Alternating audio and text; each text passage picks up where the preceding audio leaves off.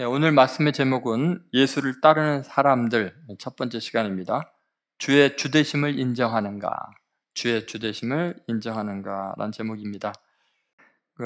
그래서 오늘 우리가 생각할 것은요, 우리가 예수님을 따른다는 것은 주의 주되심을 인정하는 것이 바로 예수님을 따르는 겁니다. 그러니까 주권이 바뀌어야 돼요.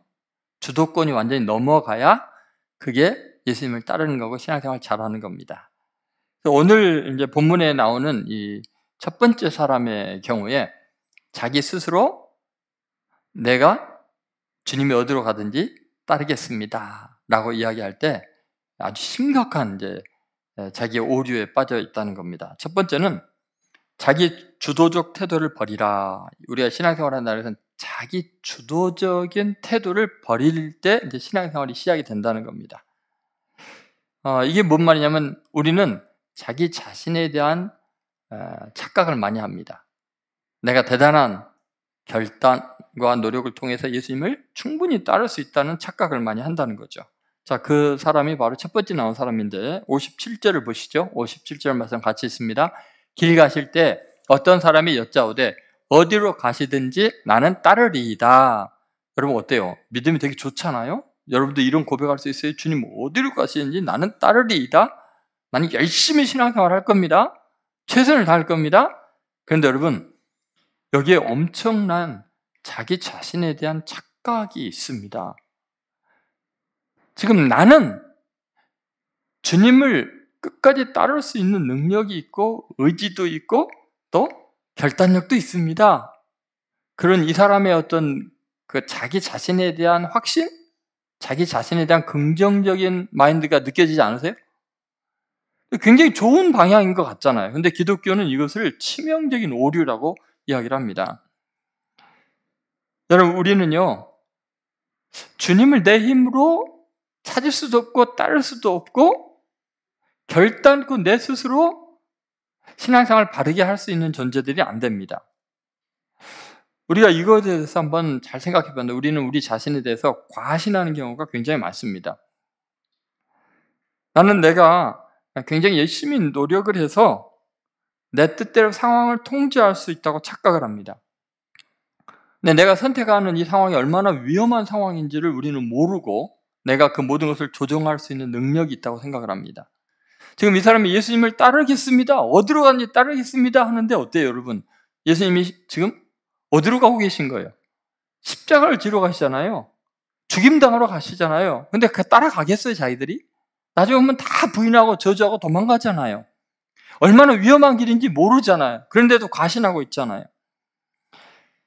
우리는 우리 자신에 대해서 지적인 한계를 인정해야 되고 의지적인 그 결핍을 파악할 수 있어야 됩니다. 자신에 대한 평가가 지나치게 과장되어 있는 것, 그것이 문제입니다. 여러분 우리는 주님을 위해서 내가 뭔가를 할 수 있고 뭔가 쓸만한 존재라고 생각하는 고순간부터 착각에 빠지기 때문에 결과적으로는 시험에 들어서 넘어지게 됩니다. 예를 들어서 베드로를 한번 생각해 보세요. 베드로가 이렇게 이야기를 합니다. 마태복음 26장 33절 35절 제가 읽어드릴게요. 베드로가 대답하여 이르되 모두 주를 버릴지라도 나는 결코 버리지 않겠나이다. 어때요? 자기 자신에 대한 확신이 있죠. 지금 자기 평가에 있어서는 착각이 있습니다. 예수께서 이르시되 내가 진실로 내게 이르는 오늘 밤 다 굴기 전에 내가 3번 나를 부인하리라. 베드로가 이르되 내가 주와 함께 죽을지언정 주를 부인하지 않겠나이다 하고 모든 제자도 그와 같이 말하니라. 어때요? 부인했어요 안 했어요? 여러분 내 자신이 스스로 주님을 따르고 주님을 부인하지 않겠고 온전한 신앙생활을 할 수 있습니다 라는 것 자체가 자기 긍정이에요. 주님을 긍정하는 게 아니라 주님은 너가 죄인이다 너는 나를 부인하고 실패할 거다 했으면은 그 말씀을 받아들여야 되는데 자기 과신이죠. 결과는 어떻게 돼요? 역시 주님을 따를 수 있는 존재가 아니었어요. 멀찍이 따라가다 예수님 부인하고 저주하고 도망갔어요. 여러분 예수님이 의인을 부르러 온 것이 아니라 뭐를 부르셨어요? 죄인을 부르러 온 거예요. 근데 나는 죄인이 아니래요. 나는 주님을 따를 만한 자격이 있고 그런 노력도 있고 의지력도 있다는 거예요. 그럼 그 사람은 예수님께 합당해요? 합당하지 않아요? 합당하지 않아요. 예수님은 죄인을 부르러 온 거지 의인을 부르러 온 것이 아니에요. 여러분이 이 자리에 온 것은 내가 신앙생활 잘하고 훌륭해서 온 게 아니고, 내가 뭔가 교회에 도움이 되기 위해서 온 게 아니고, 그야말로 나는 하나님의 은혜가 필요해서 은혜 받으러 왔습니다. 주님의 은혜 아니면 나는 희망이 없습니다. 살 길이 없습니다 하고 와야 돼요. 내가 주와 함께 죽을지언정 주를 부인하지 않겠나이다. 착각이에요, 착각. 우리는 매 순간순간에 하나님의 은혜가 아니면요, 계속해서 주님 부인하고 사는 게 죄인의 인생이죠. 예수님은요, 이 땅에 우리에게 좋은 삶의 모델이 되고 선생님이 되어서 우리에게 좋은 길을 가르쳐 주시는 것도 중요한 역할이었지만, 그거는 아주 부분적인 거예요. 진짜 주님이 오신 이유는 뭐예요? 세상 죄를 지고 가는 하나님의 어린 양으로 인간의 죄를 대속하기 위한 희생의 제물이 되려고 오셨어요. 그 말은 내 죄가 예수님이 죽지 않으면 절대로 용서받을 수 없는 추악한 죄인이라는 것을 전제로 하거든요. 좀 더 열심히 노력하고 내가 하나님께 도움이 될 만한 훌륭한 삶을 사는 존재, 그래서 내가 열심히 주님을 따라가서 내가 구원받을 수 있고 내가 칭찬받을 수 있는 사람이라면 예수님이 왜 십자가에 죽습니까? 같이 노력하지. 여러분, 베드로가요, 원래는 그걸 깨달았거든요. 예수님 처음 만났을 때 누가복음 5장에서 밤새까 헛구물질할 때 예수님이 나타나셔서 배를 깊은 데 가서 그분을 내리라 했을 때 어마어마하게 많이 잡혔잖아요. 그때 베드로가 그 예수님의 신성 앞에서 자기가 얼마나 큰 죄인 줄 알았어요. 그래서 뭐라고 한 줄 아세요? 나와 동업합시다가 아니라 주여 나를 떠나소서. 그 다음 말이 뭐예요? 나는 죄인이로소이다. 이게 주님을 만나고 주님 앞에 우리가 할 수 있는 고백이에요. 이 사람처럼 내가 주님이 어디로 간지 따르리이다. 이거 기본적으로 지금 기독교 신앙이 뭔지 모르는 거예요. 근데 베드로도 이렇게 시작을 했거든요. 그러니까 그때서야 자기가 죄인인 걸 인정하고 아무것도 자격이 없는 존재인 걸 고백할 때 주여 나를 떠나서서 내가 죄인입니다 했을 때 주님이 너는 나를 따르라라고 하시는 거예요. 그런 사람이 자격이 있는 거예요. 그런데 또 신앙생활 열심히 하다가 또 교만해지잖아요. 나는 절대로 주를 부인하지 않겠나이다. 여러분, 오늘 예수님 앞에서 주님이 어디로 가시는 내가 따르리이다 하는 이 말은 신앙 고백인 것 같지만 굉장히 불신앙적인 요소가 가득한, 자기를 믿고 자기 의지가 대단한 거죠. 도대체 이 사람이 왜 이랬을까를 생각해보면 마태복음에서는 이 사람이 그런 말을 할 이유를 밝히고 있어요. 왜냐하면 이 사람이 누구였냐면 서기관이었거든요. 동일한 내용을 기록하는데 마태는 이 사람의 정체를 밝혀요. 마태복음 8장 19절 한번 같이 읽어보겠습니다. 한 서기관이 나와 예수께 아뢰되 선생님이여 어디로 가시든지 저는 따르이다. 이 사람이 자기는 따를 수 있다고 생각했어요. 왜 그런 줄 아세요? 이 사람은 서기관이잖아요. 서기관이 어떤 사람이에요? 하나님의 말씀을 연구하고 가르치고 재판하는 권한을 가진 대단한 존재예요. 이스라엘에서 최고의 학문적인 엘리트 계층이었어요. 이 서기관들은요, 5살 때부터 교육을 받기 시작하고 13살에는 배움의 아들이라는 고등교육을 받고요. 30살이 되면 서기관으로 임명이 돼가지고 그때부터 성경을 연구하고 가르치고 재판을 하고 랍비로 불리고 공회의 의원이 되는 경우도 많았어요. 이런 사람이 주님을 따르겠다, 어디 가니 난 따르겠습니다 하면 여러분 어때요? 그런 말 하지 않아요? 이 정도로 훌륭한 사람이라면. 근데 주님은 동문서답 하시잖아요. 딴소리 하세요. 그래 고맙다, 날 따라와라. 그렇지 않아도 내가 정말 세리들이라든지 창길이라든지 나 따르는 것들 왜 구질구질한 것만 따르는지 모르겠어. 너 같은 엘리트가 따르니까 이제 좀 복음 전하는데 도움이 되겠다, 날 따르라 하시지 않았어요. 정말 이상하게 완전 동문서답하는 거예요. 왜 그랬을까요? 지금 이 사람이 예수님을 따르겠다라고 말하는 것은 지금 예수님에 대한 오해가 가득 있는 거예요. 주님을 따르겠습니다 할 때는 거기에는 어떤 전제가, 숨겨진 전제가 있었고, 주님은 동문서답을 하시면서 사실은 동문서답이 아니라 정확한 대답을 하시기 뭐냐면 너의 전제가 어떤 것인지를 내가 실체를 수면 위로 끌어올리겠다 하시는 것이 그 다음 구절의 말씀이에요. 그래서 우리가 두 번째 생각할 건 뭐냐면 예수님을 세속적 가치로 덧칠하지 말라는 거예요. 예수님에 대해서 너무너무나 세상적인 의미를 많이 부여해요. 그리고 예수님이 자기가 따를 만한 존재이기 때문에 따른다는 거예요. 세상에서 사람들이 부러워할 만한 굉장한 능력자로 예수님을 지금 오해하고 있기 때문에 지금 예수님을 위해서 따르겠다고 이야기한 거죠. 자, 58절 그래서 한번 같이 보겠습니다. 예수께서 이르시되 여우도 굴이 있고 공중의 새도 집이 있으되 인자는 머리 둘 곳이 없다 하도다. 여기 보면 예수님이 자기 자신에 대해서 어때요? 그냥 들짐승이나 날짐승보다도 더 초라한 모습이란 걸 지금 고백하는 이유가 뭐예요?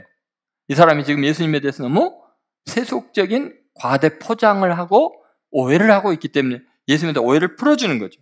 우리가 예수님을 따른다고 할 때는요, 내가 원하는 세상적인 성공의 모델로 예수님에게 덫을 해서 황금 옷을 입혀갖고 예수님을 따르겠다고 하면 안 된다는 거예요. 그래서 예수님은 자신의 실체를 세속적인 가치로 보면 얼마나 형편없는가, 그야말로 나는 여우보다도 새보다 못할 만큼 초라한 존재다, 그렇게 이야기하는 거죠. 그러니까 결국은 이 서기관이, 이 어떤 사람이 당신이 어디 간지 내가 끝까지 따르겠습니다라고 하는 데는 그 사람의 동기와 목적이 너무 세속적이라는 거예요. 예수님이 대단한 존재이기 때문에 내가 따를만 합니다, 이런 거라는 거죠. 예수님에 대한 오해를 완전히 풀어줍니다. 그런데 이 사람이 예수님을 오해할 만한 이유가 있었어요? 충분히 오해합니다. 예를 들어서 산상보훈을 마무리하면서 예수님의 설교를 들은 사람들의 반응을 기록한 것이 마태복음 7장 29절에 이렇게 나와 있어요. 자, 같이 읽겠습니다. 예수께서 이 말씀을 마치심에 무리들이 그 가르치심에 놀래니 이는 그 가르치시는 것이 권세 있는 자와 같고 저희 서기관들과 같지 아니함이더라. 여기 잘 보면은 예수님이 말씀을 딱 하고 나니까 너무 권세가 있고 그것이 완전히 그 시대의 모든 랍비들보다 뛰어난, 저희 서기관들과 같지 아니할 만큼 탁월한 가르침이었어요. 그래서 7장에서 산상보훈이 끝나고 8장에서 어떤 서기관이 예수님을 따르겠다고 좀 하는 거예요. 여러분 한번 생각해 보세요. 이론적으로는 너무 명쾌할 뿐만 아니라 사람들의 마음을 다 감동시키는 설교를 예수님이 했어요. 거기다 예수님은 능력과 기적을 행해요. 지금 나병을 치료하고 죽은 자를 살리고 시각장애인의 눈을 뜨게 하고 어떻게 말씀뿐만 아니라 능력과 권능이 나타나는데 서기관이 얼마나 놀랬겠어요. 이런 분 따르면, 이런 분의 제자가 된다면 내가 얼마나 유명해질까, 세상에서 영향력 있는 존재가 될까? 당연히 따르겠다고 했죠. 어디든지 나는 따르겠습니다. 주님의 화려한 면만 본 거죠. 여러분이 신앙생활을 할 때 예수 잘 믿으면 세상에서 정말 영향력 있는 존재가 되고 굉장한 내가 원하는 세속적인 성공을 줄 수 있는 분이 예수님이라고 생각해서 따른다면 어떤 면에서 옳을 수도 있지만 심각한 왜곡이 가해질 수 있어요. 왜냐하면 주님을 따르는 길은 좁은 길이에요. 세상 사람들이 가지 않는 길이에요. 가치관이 완전히 달라요. 그래서 궁극적으로는 하나님이 성공하게 하시지만 그 과정이 너무 협착해요. 너무 고통스러운 거예요. 그걸 지금 모르고 있는 거죠. 그래서 주님은 진실을 보여주기를 원하셨어요. 나중에 그의 선택이 후회함이 없도록. 예수님은 그냥 포장하기를 원하지 않았어요. 나의 것을 보여주기 원했어요. 네가 원하는 게 뭔 줄 아냐? 네가 나를 따른다는 게 얼마나 빈털터리가 되고 세상에서 멸시받는 게 되는 줄 아냐? 여우도 굴이 있고 공중의 새도 거처가 있는데 나는 머리 둘 곳도 없다. 너가 생각한 만큼 나는 그렇게 세상에서 사람들이 볼 때 능력이 있거나 잘 살거나 부유해지거나 유명해지는 게 아니라는 거예요. 여러분, 주님께서 우리에게 보여주시는 것은 궁극적인 성공이죠. 이 땅에서의 임시방편적인 잠깐의 세속적인 성공이 아니에요. 여러분이 역사를 보거나 현실 속에서 보겠지만 권세 잡은 자들, 경제적으로 부유한 자들, 사회적으로 유명한 굉장한 사람들이 되는 걸 보면요, 영원하지가 않습니다. 그게 일시적인 거에 불과하거든요. 주님께서 우리에게 주고자 하는 것은요, 하나님의 나라예요. 영생의 삶이에요. 이 땅에서 삶뿐만 아니라 주님이 오신 다음의 삶, 이 생의 삶이 아니라 저생의 영원한 하나님의 나라에 대한 이야기들을 하고 계시는 거예요. 그리고 이 땅에서는 고생을 하지만 이 땅에서 믿음을 지키면 영원한 하나님의 나라, 영광스러운 그 땅에 대한 소망을 우리에게 심어주러 오신 거죠. 여러분, 우리는 예수를 믿고 따르는 이유가 세속적 욕망을 보충하기 위한 보충제로 신앙생활하면 안 된다는 거예요. 우리는 그렇게 예수님 오해해서는 안 돼요. 세상 죄를 주고 하는 그 주님이 바로 우리에게 영원한 나라를 주시기 위해서 그 모든 고난을 당하신 거예요. 하나님의 나라를 사모하는 마음이 있어야 돼요. 그것은 이 땅의 영광은 비교가 안 될 만큼 영광스럽고 찬란한 세계이죠.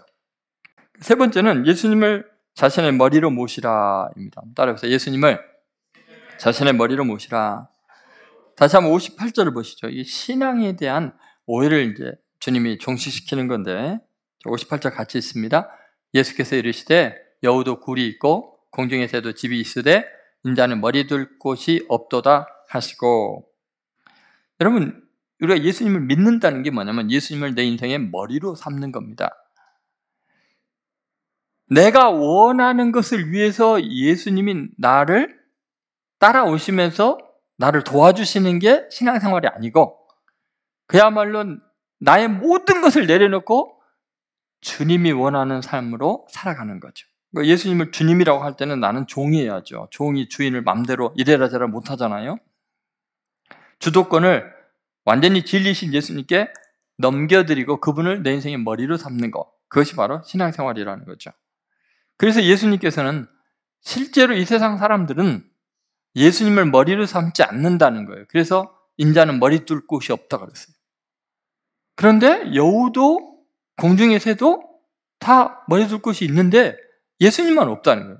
도대체 갑자기 예수님이 왜 여우 이야기를 꺼내고 공중의 새 이야기를 꺼냈을까요?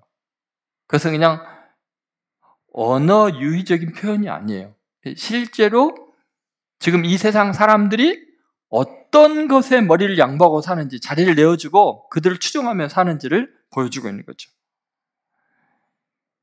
자, 여러분, 예수님께서 왜 여우도 굴이 있고라고 표현했을까요?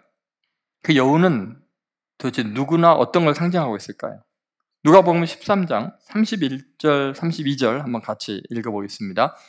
그때 어떤 바리새인들이 나와서 이르되 나가서 여기를 떠나소서 헤롯이 당신을 죽이고자 하나이다. 이르시되 너희는 가서 저 여우에게 이르되 오늘과 내일은 내가 귀신을 쫓아내며 병을 고치다가 제3일에는 완전하여지리라 하라. 여러분, 지금 저 여우에게 이르라고 예수님이 이야기해요. 예수님이 저 여우라고 표현한 사람이 누구예요? 헤롯이에요. 헤롯. 그죠? 자, 헤롯은 어떤 존재예요?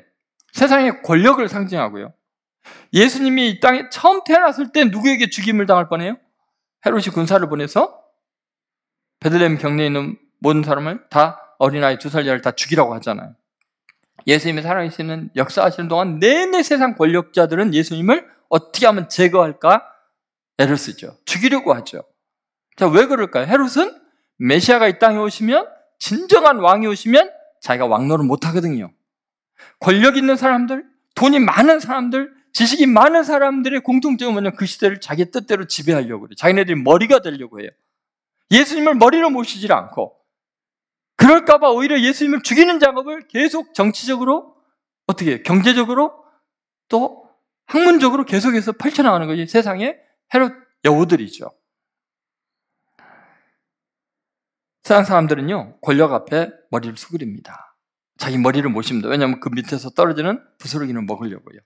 그런데 지금 이 서기관도 예수님을 따르겠습니다라는 게 뭐예요? 예수님이 이 시대에 가장 영향력 있는 것 같고 세속적인 권력이 있는 것 같고 유명하니까 그분을 따라가려고 한다는 거 아니에요. 그 사람은 헤롯을 따라가는 게 나을 사람이죠. 여러분, 이렇게 세속적인 어떤 힘, 그것이 우리의 머리가 되는 경우가 많다는 거예요. 헤롯은 세상에 많은 사람들에게 머리가 되어 있죠. 공중의 새는 그럼 뭐를 의미할까요? 공중의 새. 공중의 권세 잡은 자 마귀를 이야기해요.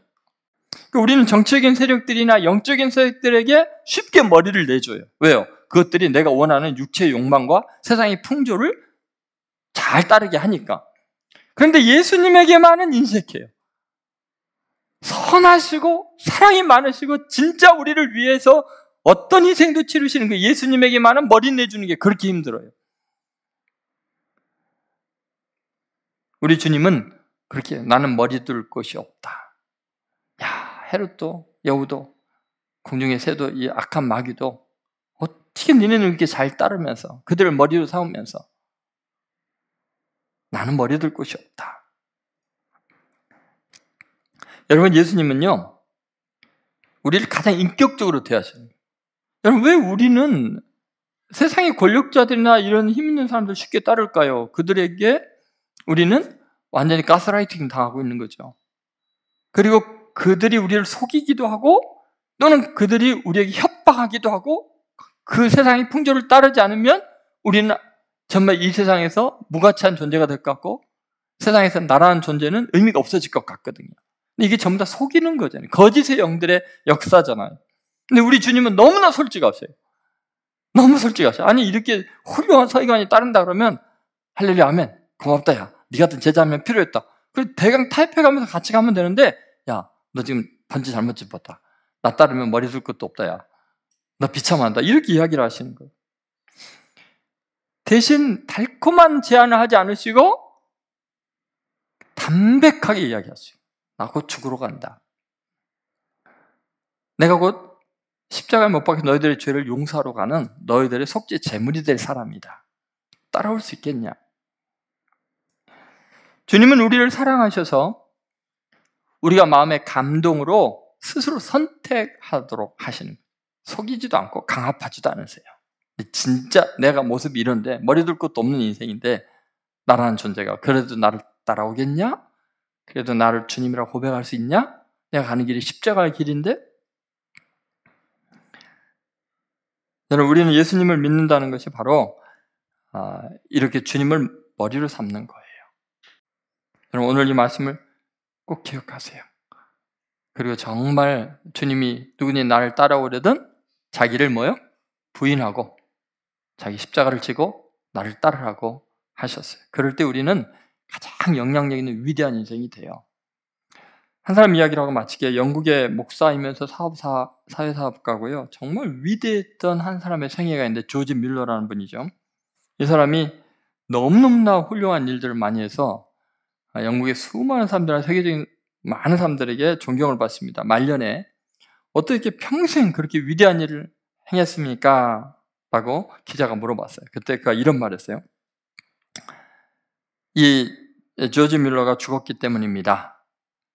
즉 평판, 선택, 좋은 것과 싫은 것, 원망 등에 죽었다고 생각했습니다. 또한 이 세상의 칭찬이나 비난에도 죽었습니다. 제가 두려워했던 것은 하나님의 책망이었고 제가 원했던 것은 하나님의 칭찬이었습니다. 그러자 인생이 저도 모르게 달라졌습니다. 여러분, 오늘부터 여러분 인생의 머리를 정말 주님으로 고백하시기 바랍니다. 내 인생에 오직 예수만 보이더라.